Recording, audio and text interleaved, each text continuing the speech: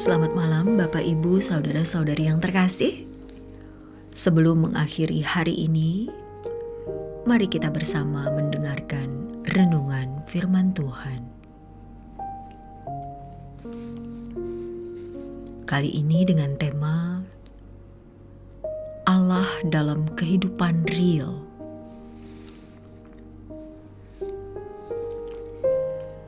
Biasanya orang membangun hubungan dengan Allah secara satu pihak saja,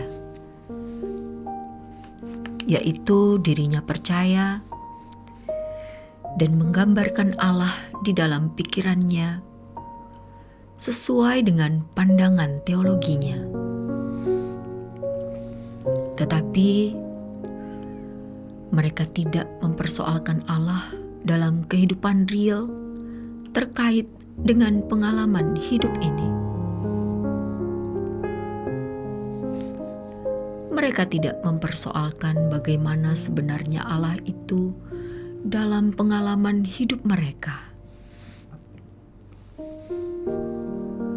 Mereka tidak memperkarakan bagaimana sikap Allah terhadap diri mereka dan sikap diri mereka terhadap Allah.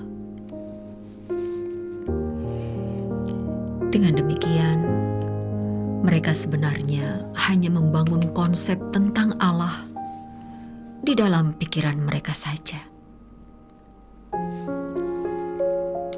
Sebagai kelompok karismatik dan Pentakosta, mereka membuktikan kebenaran Allah yang mereka yakini dan promosikan dengan kesaksian, mukjizat, penglihatan, nubuat, dan berbagai karunia roh lainnya.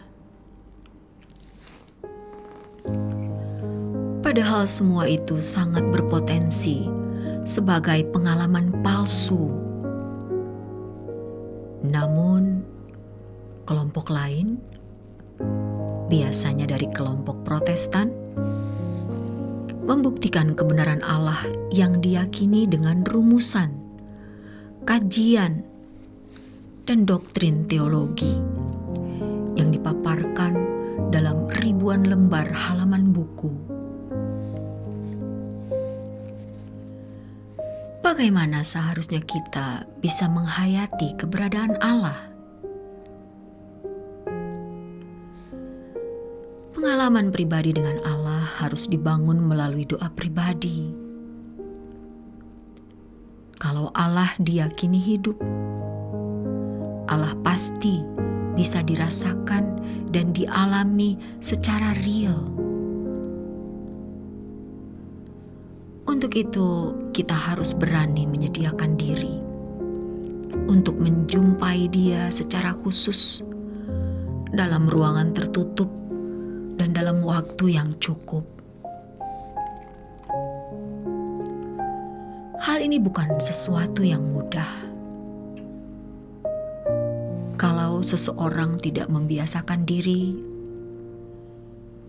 ia tidak akan bisa bertahan lama duduk diam di kaki Allah. Kalaupun bertahan lama, kebiasaan itu tidak berkualitas sama sekali.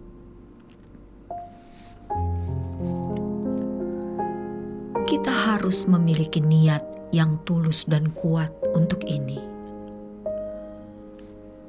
Kalau ada niat, seberapapun waktu yang harus disediakan tidak akan menjadi masalah. Niat juga akan menghalau kebosanan atau kejenuhan yang bisa timbul pada waktu duduk diam di kaki Allah. Dalam hal ini, ketekunan sungguh-sungguh sangat dibutuhkan. Tanpa ketekunan, seseorang tidak akan menemukan Allah.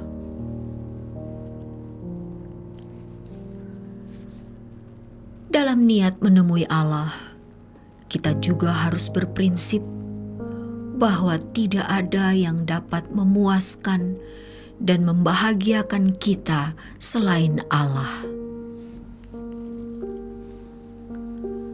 Kita harus membuang semua kesenangan, hobi, atau apapun yang kita pandang sebagai kesenangan. Kalau hal ini kita lakukan, kita akan dapat mengembangkan kelaparan dan kehausan akan Allah dalam diri kita. Firman Allah mengatakan bahwa hanya orang yang lapar dan haus akan kebenaran yang dipuaskan. Matius 5 ayat 6. Dalam kalangan Kristen, terdapat ajaran yang membuat mereka tidak mencari Allah dengan sungguh-sungguh karena adanya sebuah teori yang salah dipahami. Teori pengajaran tersebut adalah bahwa bukan kita yang terlebih dahulu mencari Allah, melainkan Allah yang terlebih dahulu mencari kita.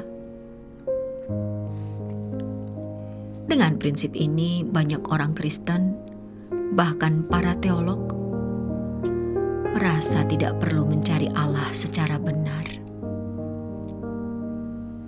Mereka memandang bahwa mencari Allah dipandang sebagai bentuk penyangkalan terhadap kebenaran dan dipandang sebagai kesombongan. Padahal,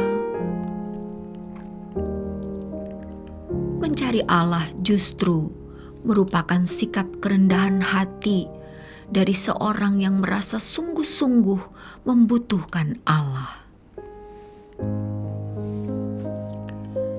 Kalimat, bukan kita yang terlebih dahulu mencari Allah, melainkan Allah yang terlebih dahulu mencari kita, sebenarnya tidak salah. Tetapi hal itu harus dipahami dengan benar.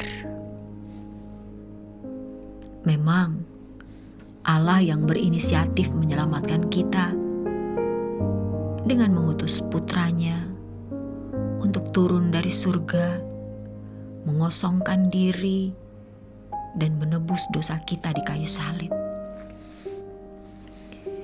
Namun, setelah kita menjadi anak tebusan, kita harus mencari dan menemukan Dia dengan benar atau secara proporsional. Terkait dengan hal ini, Paulus menyatakan, bukan seolah-olah aku telah memperoleh hal ini atau telah sempurna, melainkan aku mengejarnya. Kalau-kalau aku dapat juga menangkapnya, karena aku pun telah ditangkap oleh Kristus Yesus. Filipi 3 ayat 12. Konteks tulisan Paulus ini adalah panggilan untuk barter, panggilan untuk saling bertukar, agar memiliki Kristus dan usahanya untuk mencapai kesempurnaan. Filipi 3 ayat 7-11. Banyak orang tidak memperkarakan sikap Allah terhadap diri mereka. Mereka tidak memperdulikan secara proporsional apa dan bagaimana penilaian Allah atas diri mereka. Menurut mereka, Allah sudah mengasihi mereka. Titik. Mereka tidak mempersoalkan apakah mereka mengasihi Allah. Padahal hanya orang-orang yang mengasihi Allah yang digarap Allah untuk menjadi serupa dengan Yesus. Roma 8 ayat 28. Selain itu, firman Allah jelas sekali menyatakan bahwa orang yang tidak mengasihi Allah akan terkutuk. 1 Korintus 16 ayat 22. Seperti bangsa Israel, bukan mereka yang mencari Allah, melainkan Allah yang mencari mereka. Setelah mereka ditemukan Allah, mereka harus mencari Allah, dalam arti mereka harus berusaha untuk mengerti kehendak Allah dan melakukan kehendak-Nya. Demikianlah juga banyak orang Kristen yang tidak memperkarakan dirinya di hadapan Allah, tidak berusaha mengerti bagaimana penilaian Allah terhadap diri mereka, bagaimana perasaan Allah terhadap diri mereka.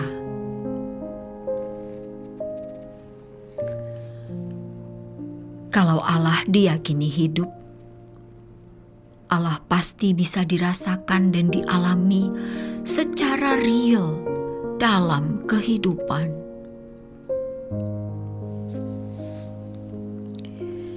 Demikianlah renungan malam hari ini. Kiranya renungan ini memberi pencerahan bagi kita semua. Tuhan Yesus memberkati. Selamat beristirahat dalam berkat Tuhan.